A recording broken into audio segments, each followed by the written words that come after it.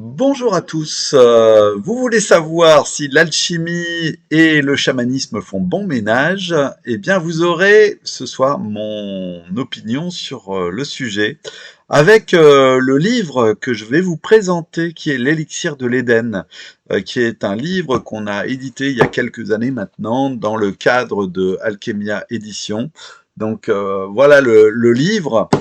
L'élixir de l'Éden, en fait, eh bien, pour moi, c'est d'abord une rencontre avec un auteur très particulier qui est Grégoire Brisset.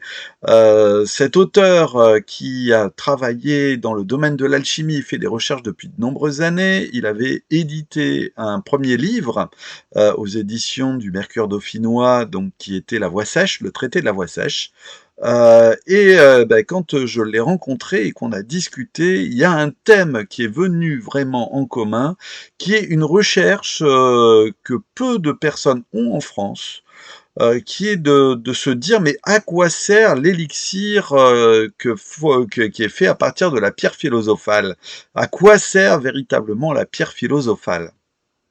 Eh bien, effectivement, si on prend les textes anciens, on s'aperçoit que la pierre philosophale, on la décrit comme quelque chose à partir de laquelle on peut faire un élixir de longue vie, de savoir, de connaissance et de transmutation.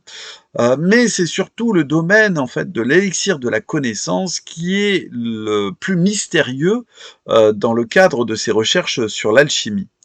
On peut se poser la question, est-ce qu'il n'y a pas eu des recherches faites au cours du temps, au cours des siècles, sur cet élixir de connaissance, sur cet élixir de savoir? Et effectivement, dans le cadre des traditions antiques, on peut retrouver par exemple chez les Grecs, on peut retrouver à Sumer, on peut retrouver en Mésopotamie et ailleurs, des personnes qui ont recherché cet élixir de savoir au travers d'un élixir qui permette d'avoir un accès direct avec le divin et avec les dieux.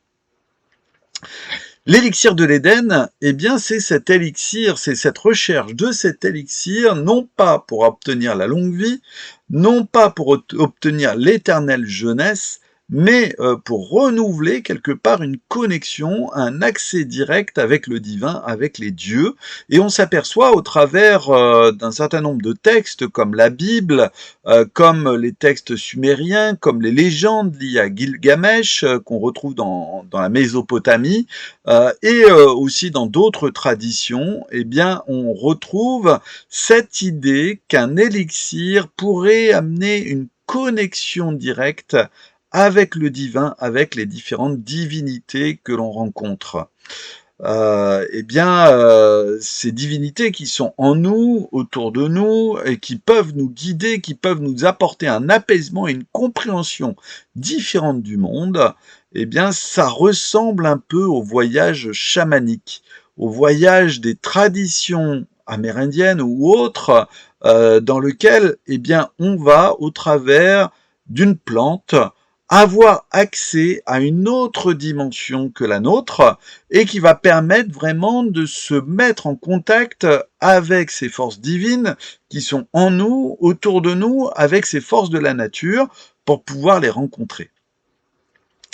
Et en cela, on pourrait se dire que quelque part, le chamanisme et l'alchimie peuvent avoir un but commun, qui est d'accéder à des forces supérieures, à un monde supérieur, et qui va permettre d'avoir une autre vision du monde. Quelqu'un qui va prendre de cet élixir de longue vie, comme quelqu'un dans le cadre des traditions chamaniques, aurait accès à des plantes qui le font voyager. Le but au travers de ce voyage, c'est d'avoir véritablement un changement de sa conscience, un changement de son état d'être. Eh bien, quelque part, ce que certains alchimistes ont pu rechercher dans le travail avec certaines plantes très particulières, et en plus, en fait, comme je l'ai dit, on le retrouve caché, codé à l'intérieur de textes antiques qui abordent une forme d'alchimie, comme dans la Bible, par exemple, dans l'Ancien Testament, vous avez un certain nombre de phrases qui peuvent se lire dans un sens ou dans un autre, ou différemment, et qui amènent à une autre lecture, à la lecture d'un élixir secret qui se trouve caché au sein de ces textes et qui apporterait justement cette arche d'alliance, cet accès direct au divin. C'est cette forme d'alchimie qui est abordée dans le livre L'Élixir de l'Éden. Et je dois dire, c'est véritablement un texte, j'allais dire, novateur en France. Moi, je dois le dire, j'étudie depuis de nombreuses années, depuis plus de 30 ans maintenant, le sujet de l'alchimie. J'ai lu de nombreux textes, de nombreux livres, dont des textes en anglais, et vous pouvez trouver, par exemple, dans le livre Persephone's Quest, on retrouve notamment par Mason, qui est un des pionniers de cette approche des élixirs psychotropes, puisque c'est l'un des premiers à avoir parlé du soma de conscience qui était réalisé dans différentes civilisations, qui a abordé justement l'approche aussi du kykéon qu'on retrouve chez les Grecs. Eh bien, c'est une recherche dont on n'avait pas tellement entendu parler en France. Effectivement, sous cette lecture, on s'aperçoit qu'il y a véritablement une forme alchimique, et c'est ce que notre auteur Grégoire Brisset a démontré.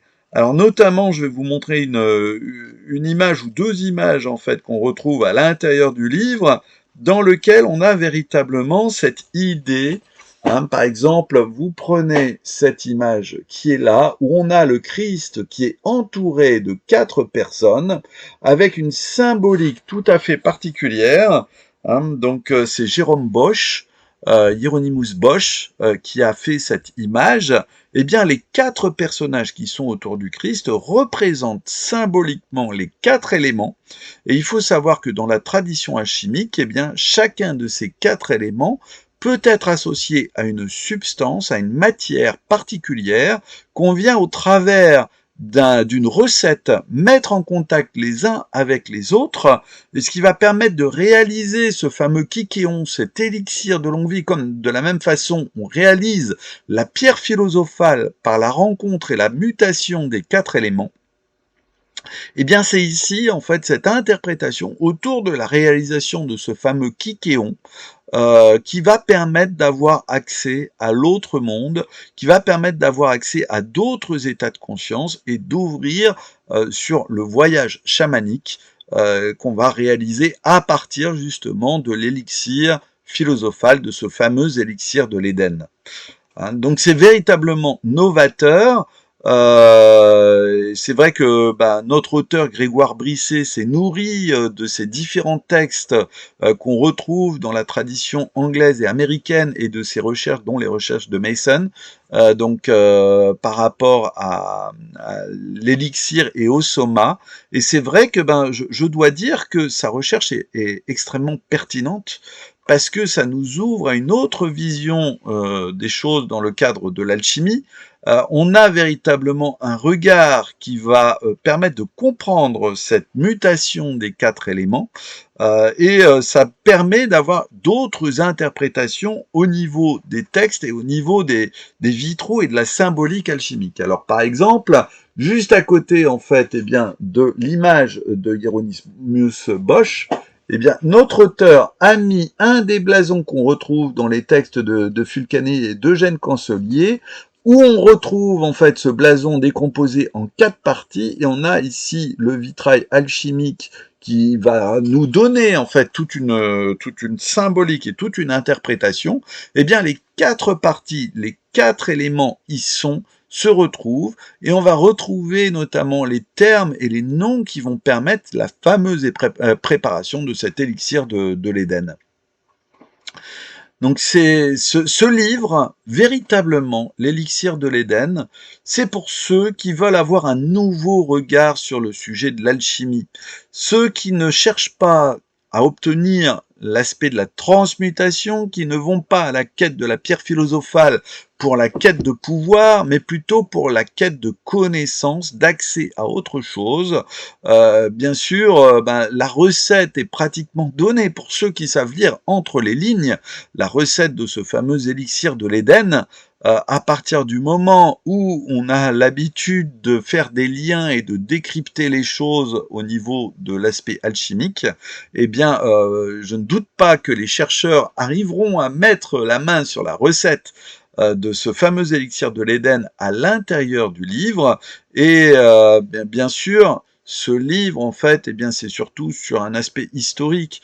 Le but, en fait, n'étant pas forcément de reproduire la réalisation de cet élixir de l'Éden, quoique ça donnerait du sens, en fait, pour ceux qui sont dans une recherche de tradition originelle, de tradition initiatique, en lien avec les mythes grecs, avec l'aspect du savoir et de la connaissance, parce que dans le cadre des initiations liées à Éleusis, donc Éleusis étant une petite ville qui est pas très loin d'Athènes, dans lequel on avait tous les initiés qui venaient se retrouver dans cette ville à une époque donnée. Il y avait les voyages symboliques avec les petits voyages et les grands voyages. Le grand voyage menait directement à Elefsina, à Éleusis, et là, on avait la consommation du kykéon qui donnait l'accès à l'autre monde et qui amenait véritablement une illumination. La plupart des auteurs anciens grecs ont dit qu'à partir du moment où ils ont bu le kykéon, ils savaient qu'il y avait autre chose, qu'il y avait un autre monde derrière notre monde, qu'il y avait une autre connaissance. Et c'est véritablement le but de tout initié, c'est d'acquérir cette connaissance, ce savoir, par différentes méthodes. Alors on ne prône pas forcément ici eh bien, la réalisation de cet élixir de l'Éden, mais ça permet de comprendre la plupart de ces traditions, de ces secrets, et de voir en fait que ces secrets, ils ont été transmis et poursuivis dans de nombreuses choses, et même cachés au sein de la Bible hébraïque, bien sûr, pas de la Bible traduite en latin, parce que c'est vrai que la Bible latine va perdre un certain nombre de jeux de mots qu'on pourrait associer à la langue des oiseaux. Il faut savoir que dans le texte originel, eh bien, il n'y avait pas forcément de ponctuation, ni forcément d'écartement au niveau des lettres, ce qui permettait une lecture dans plusieurs sens possibles, selon la façon dont on décomposait les mots, ce qui ramène à une multitude de significations, dont la fameuse signification associée à cet élixir de l'Éden. L'Éden, bien sûr, c'est le paradis terrestre, le paradis perdu. Ce paradis perdu, c'est peut-être cet aspect où on a perdu ce contact direct avec Dieu, avec le divin.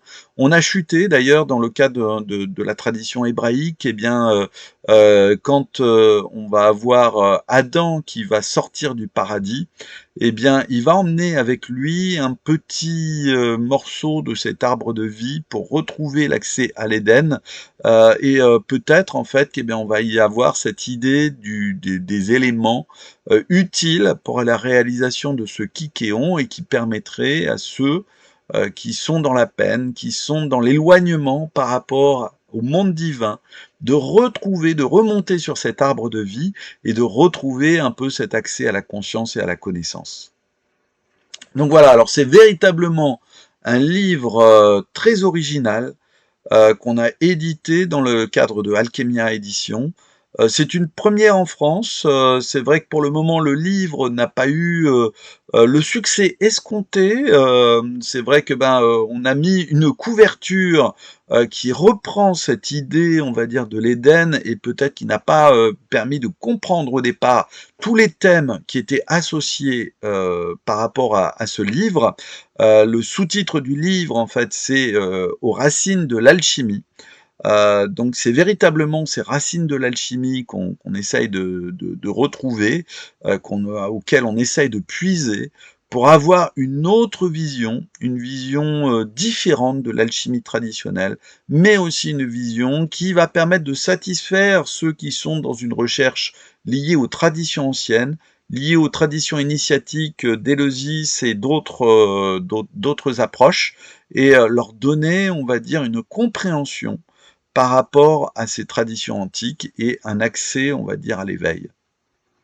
Alors, vous pouvez bien sûr trouver ce livre donc sur notre site Alchemia Édition.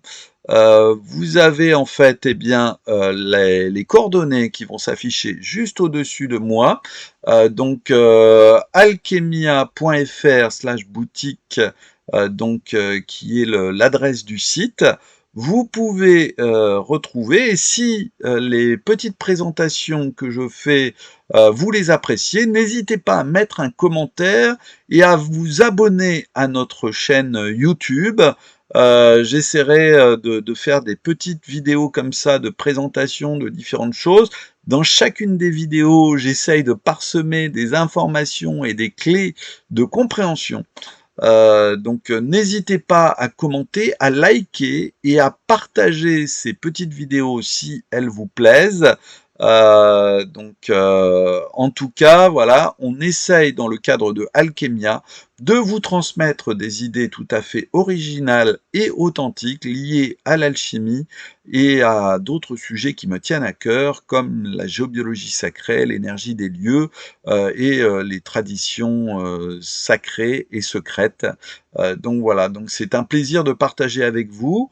Et puis ben, je vous retrouverai très bientôt pour une prochaine vidéo sur d'autres présentations.